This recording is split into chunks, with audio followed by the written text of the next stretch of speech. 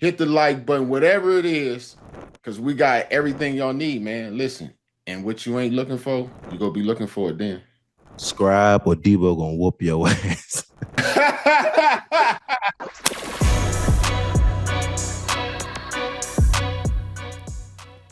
Hold on, man. So who else we got going? The Cowboys?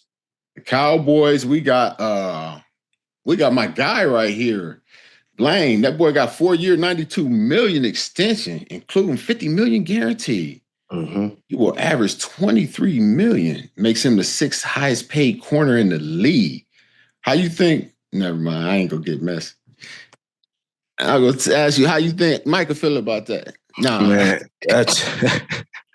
No, what do you think? What do you think of the deal though? I think that's a great deal. He went and got 23 a year. 6th highest paid cornerback. I think from that year when he went all pro bowl, he had like 9 picks, a couple pick sixes in a row. I think he had like 5 that season or something. I think it was 5 that season, bro. Yeah.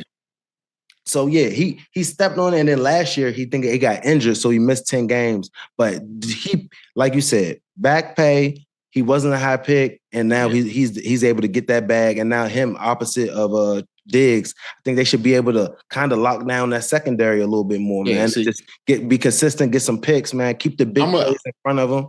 I'm gonna go ahead and explain to the people back pay. So when we say back pay means I played my first, say, 3 or 4 years. 3 or 4 years. Okay, and I'm on a rookie deal.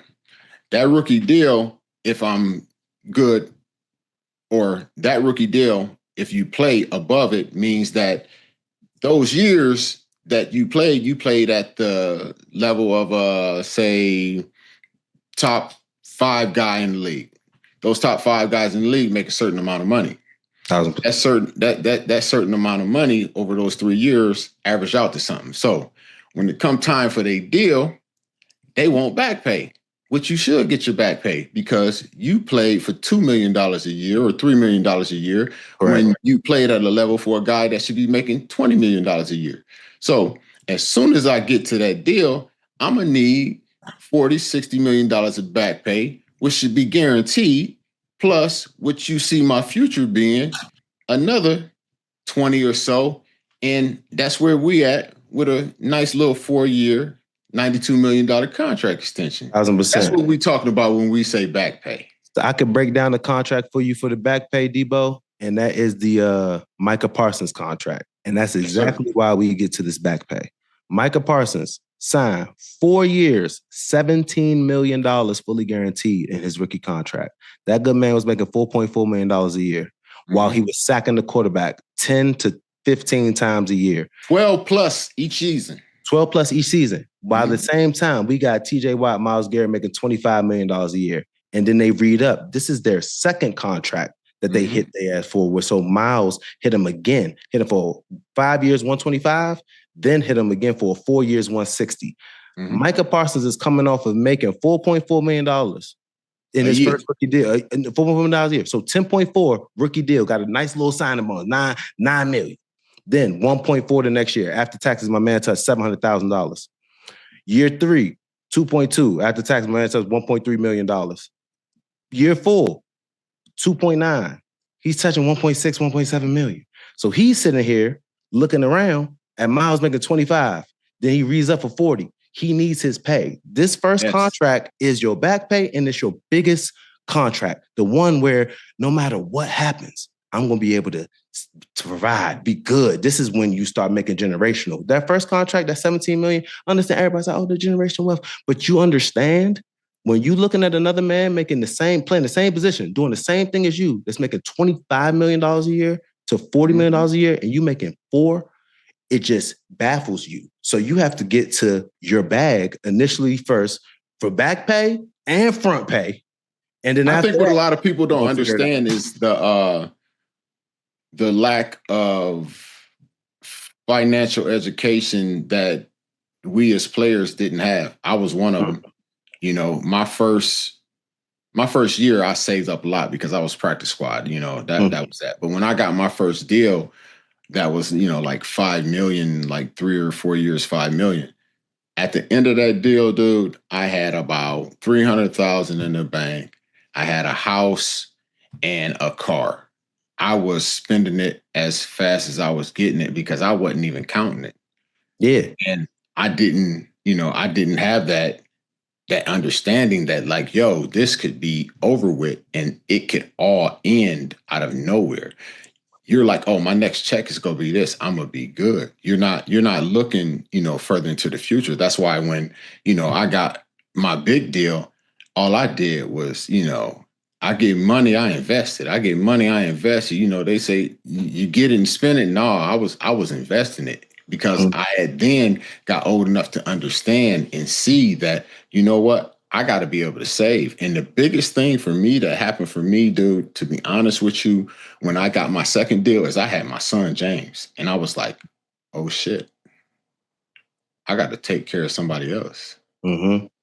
I got to make sure that, he's taken care of, that he has something when the time comes that I'm no longer here. Mm-hmm. And, then I back that up with Henry. And I'm like, whoa, like I can't, God forbid I leave this world early. I at least got to leave them something. I mean, no matter when you leave, they go be hurt, but it's gonna help a little more if they have something to lean on. You know what I'm saying? 1,000%. So, yeah. So that was what really, got me to where I was like, yo, I can't keep doing what I'm doing.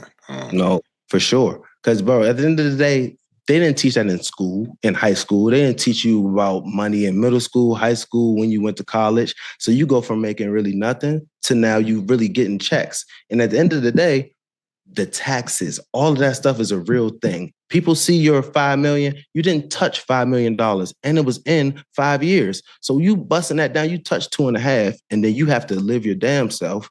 And people think you got five. Then you helping, you helping this, you're doing all that because you're not counting it, dude. You're not counting it. I'm trying to get people to understand, like, guys aren't counting this. They're not, especially when you first get in there. Boy, when you first get in there, you think you're going to play.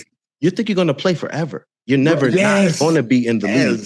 So the next check, the next year, the next $3,000 for my signing bonus, and you couldn't tell me shit. Bro, you thought that was $300 million.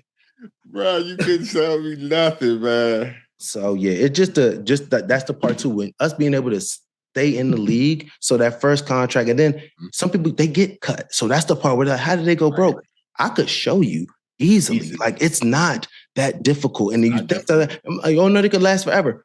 Let me tell you something. If you can't manage your little $200, $300, $400, you're not going to be able to manage a lot more money. $300 million, period, dude. You're going to be able to, you're going to start doing things that you think that is cool and sweet and all that. So just being able to get financially literate and then being able to do that. If you did spend that at the beginning, now financial literacy is something that they need to teach to all young athletes. And that should be a requirement. And the part is too, you can't knock kids also because if you never had it, you can't tell them they can't do nothing. Yep. You're going to be able to have a budget. You're going to be able to spend some stuff. Oh, I know you threw away plenty of money on cars and everything else. You know it. And some jewelry and things, but at the same time, it's just, you got to give yourself a budget, have a little bit of fun, but knowing at the end of the day, we're planning for if this contract was to end today. You know what I'm saying? Not you're dependent on next contracts, next deals. You know how many guys when I first got in the league, it was like, yo, man, I got to get to this next contract. And I ain't got nothing. I got to get to this next contract. And 70% of them never got to it. Yeah, they planning on spending money that you don't even have yet. That's the crazy part. You like, oh yeah, this whole jump right here. Wait, but I get the next one. That's when I'm gonna start saving. It's too late for that, boss.